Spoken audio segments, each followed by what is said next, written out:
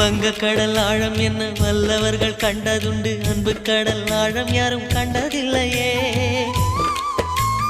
என்னுடைய நாயகனே ஊர்வணங்கும் நல்லவனே, உன்னுடைய அன்பு கந்த வானம் எல்லையே. எனக்கென வந்த தேவதையே சரிபாதி நீ அல்லவா.